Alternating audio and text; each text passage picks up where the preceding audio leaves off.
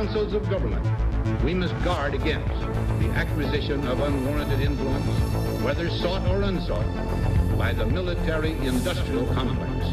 In Dallas, Texas, 3 shots were fired at President Kennedy's motorcade in downtown Dallas. The first reports say that President Kennedy has been seriously wounded by this shooting. It is a big idea, a new world order. It was almost as if it were a planned implosion. It just pancaked. Either you are with us or you are with the terrorists.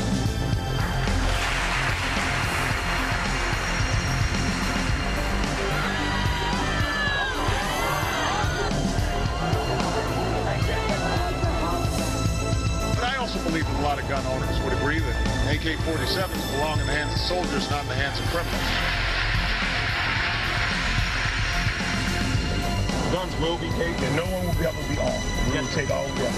For many of the police and guard troops, it is an uncomfortable job to do this in an American city. Global governance at last. Is it one world? The central bankers in charge. But aren't we all just living and dying for what the central banks do? As for me, give me liberty or give me death!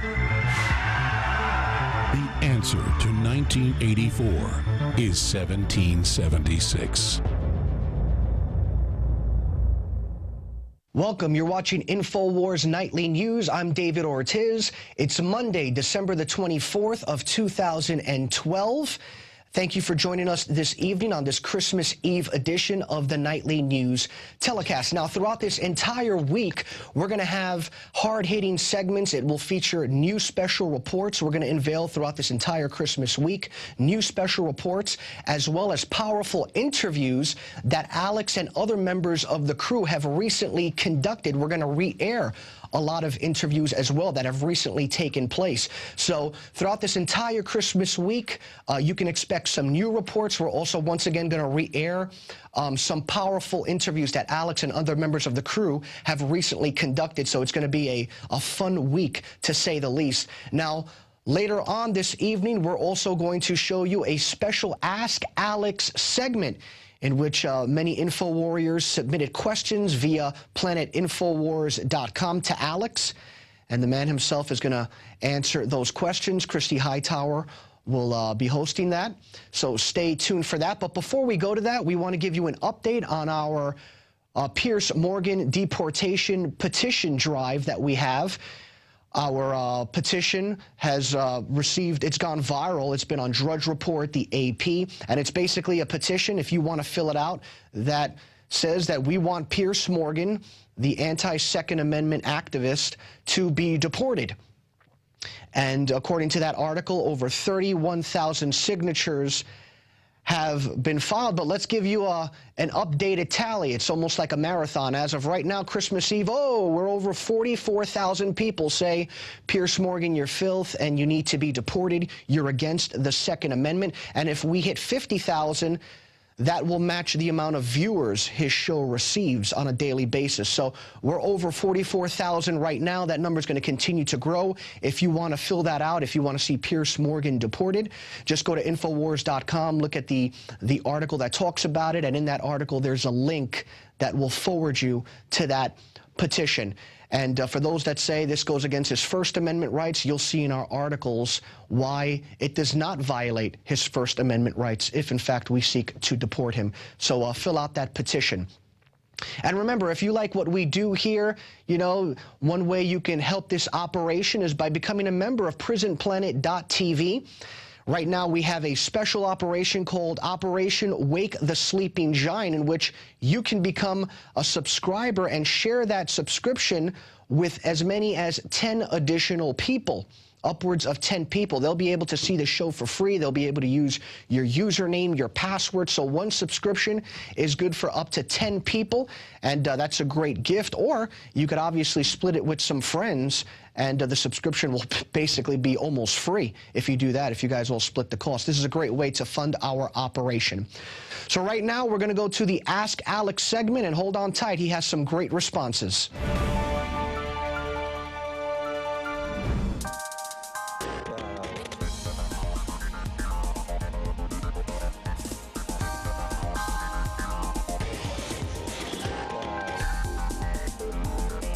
welcome Planet Infowars users. It's been a while, but we are back with Alex Jones here to answer some of your amazing questions. So thank you for your patience, and let's get started. Alex, good to see you again. We have not done this in a while, and I'm glad that we're doing it again. Ask Christie. Yeah, he's been bugging me. When are we doing an Ask Christie? I don't know about that. Because it turns into an Ask Christie. No, being serious here. A lot of questions to go over here. We're going to do 7 tonight and 7 tomorrow night to air on Infowars Nightly News. And you know how quick I am with questions. Yeah, we'll see. So I'm sure this will go very fast. All right. Well, I tried to cram-packed and some good ones in here for you. So the first one actually comes to you, Alex, and it says, Alex, Bev Harris is a great guest and has proven voter fraud this past election. But my question is, what's the point of knowing all this info if we're not going to do anything? Then that's actually Glenn that asks you that. Well, I agree, but polls showed 15 years ago when I and others were exposing election fraud, less than 10% of people even thought it existed. It was seen as a conspiracy theory, even though we had the proof. Now over 90% in major polls know it's a fraud. And there are lawsuits in counties and cities fighting back and kicking out these fraudulent computer systems and going back to paper ballots that are counted at the precinct, posted on the wall, then all the precincts report, and you add them together publicly, and there's your number. And then there's still going to be some retail dead people voting with other IDs. But that's hard to steal total elections with. It's the big centralized systems where they're designed, all the big companies, so you can go in, hack in, change the votes, then cover it up. I mean, they're designed for that. People have gone to jail. And now you're right. It's like, well, okay, it's fraudulent. What do we do? We've kind of reached that point. It's nuts. Actually, lots of my friends that I talk to about these kind of things, they're like, yeah, that's true. Yeah, the government's shipping guns. It's kind of like, yeah, I accept. Oh yeah, the government shipping guns into Mexico. Yeah, the government shipping narcotics into the country. Yeah, no, it's all just out in the open now. And it's like we feel helpless, like all right, yeah, I acknowledge it, but what do we do now? So we turn our guns in. Yeah. All right, so the next question actually, don't even get me started on that, Alex. This last weekend was really rough for me. I was angry this last weekend about all that. Dear Alex, I find it quite curious that in the past month, there have been 2 tragedies by the name of Sandy. Obviously the hurricane and then this recent shooting. The Frankenstorm and now the incredibly heinous massacre in Connecticut. Interesting fact that I was provided with in the book The Hunger Games, there was a ritual sacrifice of 23 children. Author of The Hunger Games, Suzanne Collins, lives in Sandy Hook. Now, I don't know about anybody else. However, I've learned everything from history is that bad things happen in 3s. So is there any kind of third prediction we're moving towards? This is actually coming to you from Courtney Driver. Well, again, that's a really big question. All I know is the media kind of turns your nerve endings on and then they turn them off. Don't worry about 1 million dead Iraqis, British Medical Journal. Don't worry about Obama killing thousands of children with drones in 8 countries. Don't worry about Libya and Syria being turned over to al-Qaeda to ethnically cleanse tens of thousands of blacks in Libya alone and blow up churches. Never mind all the videos you can find online of little kids with their faces blown off. I mean, unbelievable stuff. We're told, oh, that's just war, collateral damage. Right. But then when they want to pull on heartstrings and go, we just want to take your guns for the children. It's not that we're buying 1.6 billion bullets and, massing all this force and surveilling you illegally run by foreign banks. So we really want to take all your guns because we care. And then they have the big slave factory owning Walmart, we're not going to sell guns anymore because, of this. And trying to get other retailers to stampede into a hysteria to ban guns. And so people say bad things come in 3s. There's 7 billion plus people on the globe. 15 million children starve to death a year. That's a conservative UN zone number. And another, strangely enough, 15 to 20 million adults. So we're talking 30 plus million. Again, individually, Stalin said 1 person dies, it's a tragedy, 10,000 die, it's a statistic. Right. They have decided to go in and say, look at the children and play the music and show the parents and do all that because now they want to get that UN gun treaty signed. Now is the time. I mean, look, 3 weeks before the tragedy happened. You called it. Well, I mean, it wasn't hard to call. It's like, that bear is crapping in the woods, Mike. How did you know that? I mean, when you see the enemy massing and they're bragging, we're going to get their guns, don't worry. Yeah. I mean, that's the quotes we've gotten here. They told us they were coming. Yeah. So, I take it pretty serious, Absolutely. But now it's like, come on, the kids died. Let's turn them in just for them. Yeah. But meanwhile, I'm glad this got brought up. Can we go to a document cam shot on this? Yeah. Let me show people something here. I think we're already to question number 2. Where are my FBI crime statistics? I just had them out there. Decreasing? Strangely enough, will you guys give me those FBI statistics? Thank you. I just happened to bring these in here with me. Oh, never mind. They were under here. Too many articles to me. Look at this right here. Lots to cover. This is Uniform Crime Reports, the FBI. Violent crime from 07 to 011. The numbers were always getting a year late.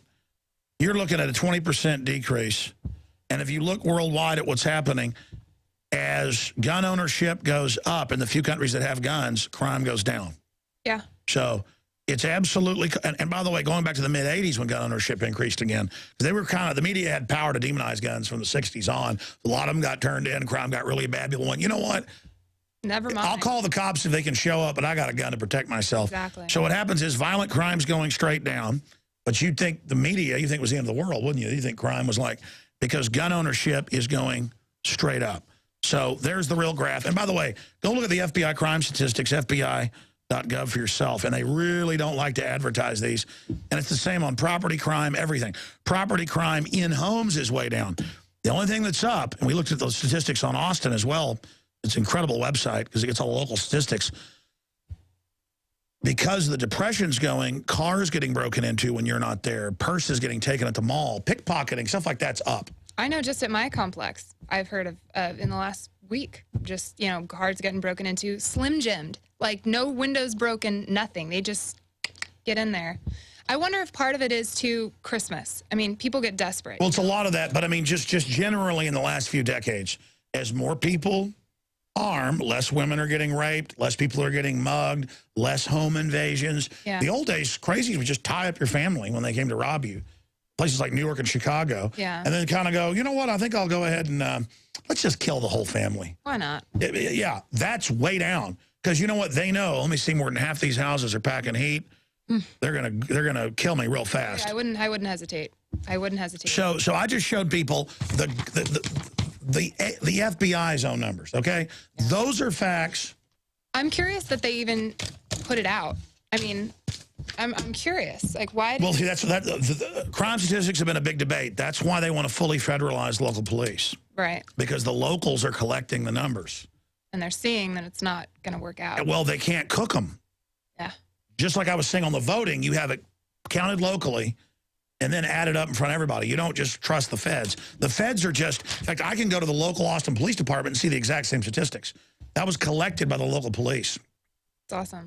But the point is, criminals have moved to stealing the wiring off government buildings. Right, the copper. Yeah, they've moved to shoplifting.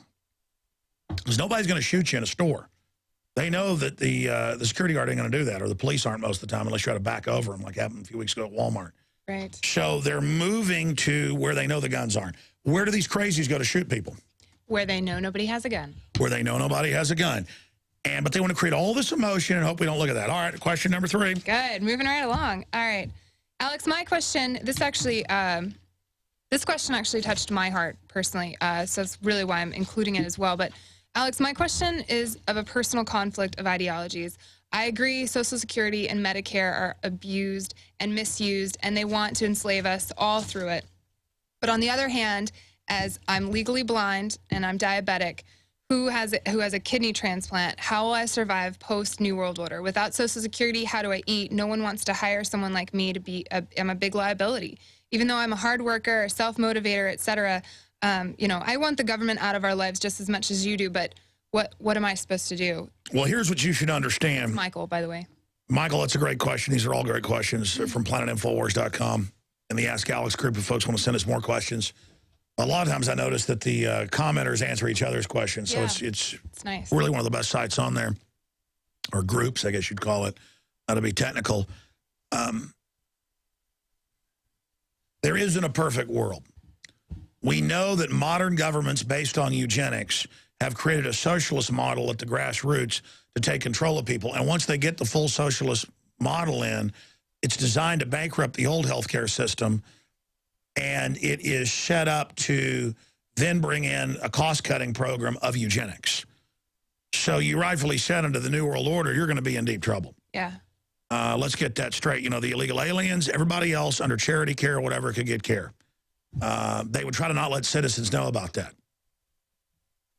Now, under this system, it's doubling the insurance cost. I mean, that was announced last week. Well, we knew that. Insurance companies wrote it. Yeah. So now the government lets them restrict what care you get. They go, oh, you're still getting the care. We just can cut it back now. Right. And they say, oh, just non-essential tests. No, it's whatever they want. Yeah. And death panels that Bill Gates pushes. So it's a death system. You could have robots that administered some nice socialist system. It would still have problems. But who programs the robots? But when you talk about humans doing it, it's done purely so these people can play God. And so, but it'll take them a while to kill the healthcare system. And I understand having welfare at the local, state level, the church level. Most of these big Rockefeller-run hospitals are supposed to be, you know, tax exempt, because they're supposed to have half their care being charity care. Right. They don't do that. No. Or they turn Americans away. And again, I'm not bashing illegal aliens. Why do the illegal aliens get the health care and citizens don't? Why do illegal aliens get let go for drunk driving, citizens don't? Because, and I've had cops admit this to me. It's been on the news. I've heard it too. Well, it's absolutely a fact. It's because they want the incentive to bring the third world labor here to drive down wages to make us third world. The globalists use poverty to control people. And so bottom line, when you're completely poor, you're desperate. I mean, just like you breaking into people's cars. That's what they want. And exactly, they want that control. But then there's the Second Amendment there. So now the globalists want everything to be like Chicago or New York, overrun with crimes. You call for more cops, and then it just gets more. No. Instead, the guns are equalizing. The crime's going down, but they're like, no, 20 kids. You know, look at this. It's horrible, which it is. But again, I've used this analogy 100 times. I'll use it again, Christy. It's so important. Absolutely. And we've done a news report on this that we should air again, maybe even tonight. The crocodile tears with all of the kids being killed by drones playing over it. Yeah, we played that last week. We need to play one from like a year ago from the Nightly News where we showed the articles from the 70s. Mm-hmm. Guys, what years did Jaws come out? 76, 78? I forget. Where for 2 years, more than half the people didn't go to the beach. Oh, yeah. Because they thought the shark was in there. It's still a stigma. It's still. Well, yeah, and it's the same deal today. Yeah. With guns. It's like sticking an owl on your roof so pigeons don't get up there and crap on your house. And it's like they even know it's probably not real, but it looks like an owl. It looks scary. Right. Because owls eat pigeons. Not going to try it. And it's the same thing. They're like, oh, American people. You know, there's 315 million of us. I'll draw a picture. Hey, 1975, well, it came out even earlier than I thought. Here's the owl. Okay? Okay? You know what? The owl is the Sandy Hook thing. Statistically, it's not even on the radar, but it's horrible tragedies for them. But all they do is go, Sandy Hook, and they go, "Rrr, rrr," and they just scare everybody. We're like, we'll give our guns up, take our rights. Terrorists, it's your 9/11. Now we're going to spy on everybody and stick our hands on your pants at the TSA. Rrr, rrr. I mean, you know, it's just like putting one of these owls. Anybody seen the owls they put on the roofs out there? You know, yeah. And it scares the birds away. Oh, yeah. Well, how do they scare our freedom away? It's like, you know, I'm Mr. Prozac. I'm going to kill your kids. Oh, my gosh, I'll get my rights up. That's right. Good job, you know. You know, you've seen the puppets we've purchased. Oh, I have. Soon those will be rolled out in the Fight for Liberty.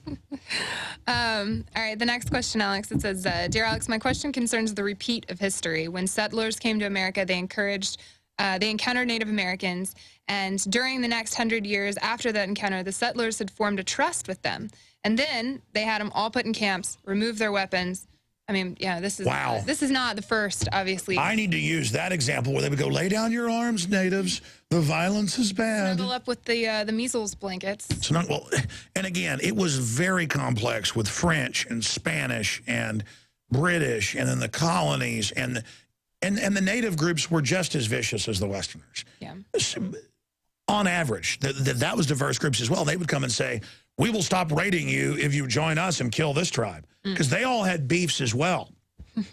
That's why the natives could be defeated, was because they didn't have the superior technology, even though they had greater numbers, and they weren't unified. And so it took over 150 years to even get off the East Coast because the natives were smart and would play the French off against the Brits and off against the Spanish, and you know that's how they would do it. I mean, divide and conquer is just something humans do. Yeah. It's just that the Westerners got an organized government, and once there was an organized country and Western expansion, and you know the providence, where you know the divine right to move west. Once that idea was put out, nothing was going to stop it. And there were incredible wars that went on, and it's bad from both perspectives. But really, it was just good old-fashioned barbarism. And that's what the globalists are doing with the illegal aliens now. They hate their guts. They want to get them here, shoot them up with cancer virus vaccines, you know, drive down their wages as well. They signed UN deals in the 80s to take the rural property from the natives in southern and also western and eastern areas of Mexico. They drove them all up to Mexico City to work as slave labor, basically, and then up to the maquiladoras on the border, and then into the United States. So again, they're victims in this as well, but it's the same deal. The globalists are divide and conquer, using the giant Latin American population to bring down the United States. And they pretty much have already done it. I mean, we are becoming a third world country. Yeah. Yeah. The next, that was actually by Tammy, so thank you, Tammy. The next question actually by Bulletproof, and he says, Alex, I heard Wednesday's broadcast where you got stopped by the trooper, and that was a good broadcast. That was like 2 Wednesdays ago now. I haven't had time to air that. I feel like it was yesterday, it seems like. Yeah, and he explains, yeah, I know, and I don't really like it about the illegal aliens. And yeah, my question, why not just have the good cops arrest the bad cops? Which I think is actually interesting. Well, the police aren't like Judge Dredd doing whatever they want. Yeah. They are totally under the government's control, under federal mandates, being watched by surveillance, and they're told to be total robots. That's why they won't hire cops with above 100 IQs now. Yeah. Because they found higher intelligence will question, you are to robotically not arrest illegal aliens and throw the book at citizens. And if you don't like it, we got 100 more guys. No, it costs them too much money to what is the word? The feds won't even pick them up. Yeah. It's just, you know, extradite would be, it was for a crime to that nation, back to the nation where it was committed. In this case, it's deportation. There we go. Or a new word, deportation. Deporting, yes. We're going to have an Alex dictionary. You can tell I've been talking too much. All right, next question. All right, so the next one is a fan of 2012 asks you, I've got a question about presidential assassinations. And I was like, whoa, when I read this question. But why was William McKinley murdered? I've heard a lot of conspiracy theories about how the bankers played a role in the murders of Kennedy, Lincoln, and even James Garfield, but I never heard anything about McKinley's assassination. All right, well, I'm going to be honest about this. I remember the case. I remember one of those things, I'm so tired today that I cannot remember. And, well, to be clear, I remember about 80% of it, but then if I don't absolutely have all the facts and the history fresh in my brain, because I've been working quite a bit lately with the attack on the guns. Yeah. Then I don't like to answer the question. Let me look it up. Okay. Just to make sure that I've got my facts straight before I even comment. Weird. Yeah, that was the guy that launched the Spanish-American War. He was the guy in charge when they staged the attack on the Maine. The bankers involved in his assassination. Yeah, so I knew who he was and what he did. I just remember the particulars of his assassination. I need to go back to it, because then if you read part of the history, then it triggers all the rest of the history. Yeah. It's kind of like when you're trying to, like this computer, you're trying to get some data off of it, and it's like, go back to it for me so I can read it right here and try to answer it. Because, again, I haven't pre-looked at these questions, folks. They give them to me fresh. Raise protective tariffs to promote American industry and maintain the nation on a gold standard. And despite the fact that he helped, again, launch the Spanish-American War with Hearst and others, that's what I had remembered about him, was that he didn't go along with the globalists and the Rothschilds and others, and the fact that they didn't want us to have a strong nation. They wanted to just use us to basically fund their empire. So, yeah, my memory did serve correctly. That basically was what was going on with William McKinley. How do the Rothschilds and things like that, like, do they have their own set of personal snipers or, you know, assassins that they can just... Like, how do they pick? Boy, that's another big question. I mean, that's my own question I'm kind of inserting here, but... It's all in British history, how they did it. Yeah. But to oversimplify it, they financed both Napoleon and the British Empire. And in a war, both sides go into massive debt. Yeah. And the governments battling with each other, the two different corrupt systems, will take private property, take 100% of what people have got. Yeah. Take the middle class's money, you name it, to buy the weapons they need. And the Rothschilds had 5 different dynasties broken off, and so they were in control of 5 different major countries and all 5 major powers. They were big players in Europe and in England. Mm-hmm. And if you go back and study the history, the head Rothschild in England, who was the most powerful, he had people at the Battle of Waterloo. That's why we say he's met his Waterloo when Napoleon, was beaten for the last time. And Napoleon had been beating and beating and beating, the different sides. And then I start pulling up the data on the actual battle, and Napoleon caught in the British-Prussian pincer attack. But what they were able to do was then he got a fast Corvette on the seaside to race across.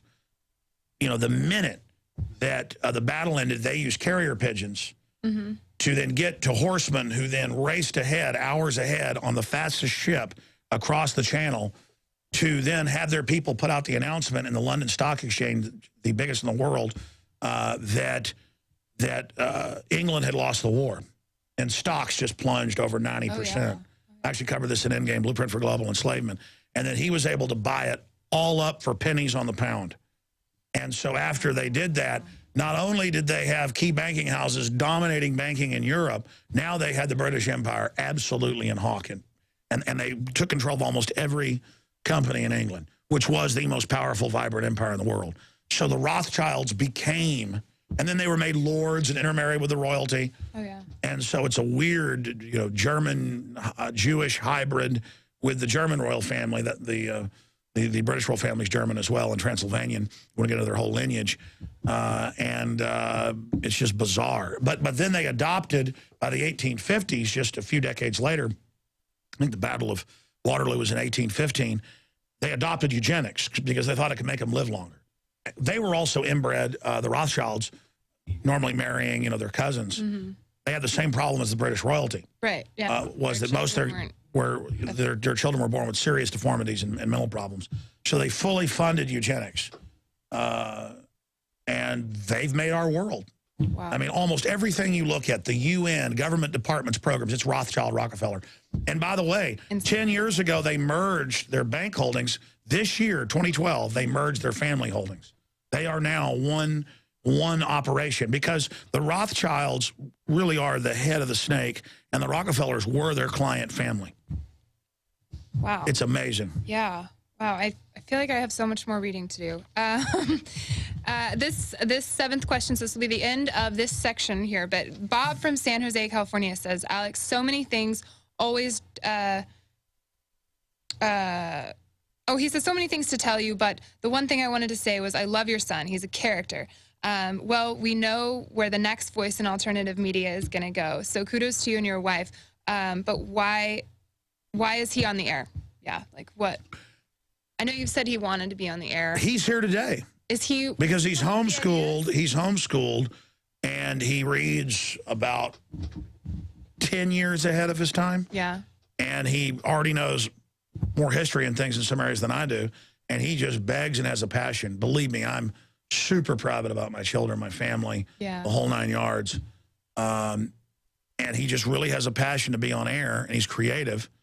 So he's back there doing research right now. Cool. We've got an amazing demonstration with Legos. I mean, I'm not going to give it away yet. Awesome. Coming out soon that he's helped us work on. And he did the Terrorism 101. So well done. Videos. And again, about 90% of that was his idea. So cool. So, I mean, that's basically it. People ask, why is he on the air? Well, he has a passion for liberty. Good. No, and then access to it. Well, that's it for this section. So we will be back with a new section tomorrow night. So tune in for the rest of the Ask Alex questions. Thank you, and keep them coming in the Ask Alex group on planetinfowars.com.